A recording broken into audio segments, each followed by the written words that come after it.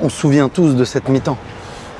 Messi, at the middle of the pitch, he has the ball, you stay in front of the defense. Take your phone, you can make a picture with him if you want. You are in front of the defense, you have nobody, he's going, you follow. You see Messi in the middle. What do you want to take a picture with him? Alors déjà, je ne sais pas si c'est le meilleur anglais du monde, mais en tout cas, c'est peut-être une des plus belles causeries Non, qui c'est ait un pu bon exister. anglais, mais avec un accent Frenchy. Voilà, c'est ça. Mais je vais vous expliquer quelque chose, parce que là, You want to take il y a en a picture beaucoup with qui him? se moquent. Mais je vais vous expliquer. Quand un anglo-saxon parle en français, Ouais. vous aimez bien son accent. Oui. Donc l'inverse, ils adorent notre accent. Ah, c'est pour ça. Alors, c'est encore de la Donc séduction. n'en changez pas. Cette causerie-là, elle est forte parce que il y a un retournement de situation, mais toi, tu y crois quand tu es à la mi-temps de ce match-là. Vous perdez 1-0 à la mi-temps, Messi a marqué sur penalty. Je le sens. Je sens déjà que, connaissant bien cette équipe, parce que je suis avec eux depuis 3 ans, qu'ils ne sont pas à leur meilleur niveau, même si c'est l'Argentine en face. L'Argentine, on remet dans le contexte. Vous démarrez une compétition contre l'Arabie Saoudite, la motivation, elle n'est pas la même que le jour de la finale contre l'équipe de France. Hein. C'est le sport qui veut ça.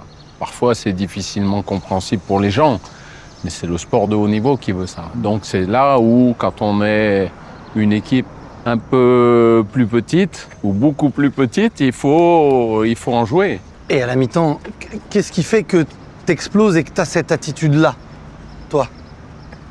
Ben, c'est parce que tactiquement, on se dit on va rester dans un bloc médian.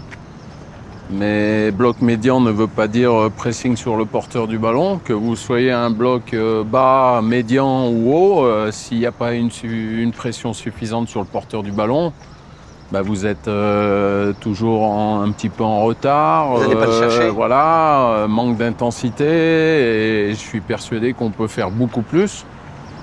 Et lorsque les joueurs réagissent, parce que c'est eux qui réagissent, hein, le discours c'est bien beau, mais ils l'ont fait précédemment dans les éliminatoires Coupe du Monde, donc je sais qu'ils peuvent le faire. Donc j'essaye de les stimuler et de trouver quelque chose qui puisse faire en sorte qu'ils peuvent y croire.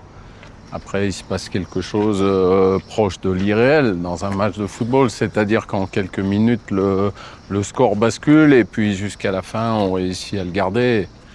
Voilà, c'est ces grandes émotions.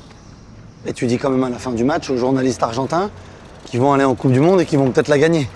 Oui, parce que c'est le football qui veut ça. C'est sans faire offense à personne. Quand l'équipe championne de France, le Paris Saint-Germain, rencontre une équipe entre la 15e et la 20e place, on se dit, oui, le match ne sera pas facile, mais il faut aller trouver la motivation.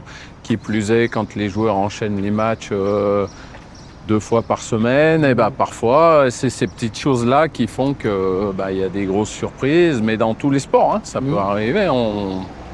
Il faut toujours avoir ce recul, mais on a peut-être un peu plus ce recul quand on est entraîneur. Ouais. Quand on est observateur, spectateur, journaliste, on a une pensée différente. Parce qu'on pense que chaque jour, chaque match, on doit être à fond et on peut être à fond. C'est ce qu'il faudrait, bien sûr, c'est l'absolu, mais C'est dur. c'est pas toujours facile.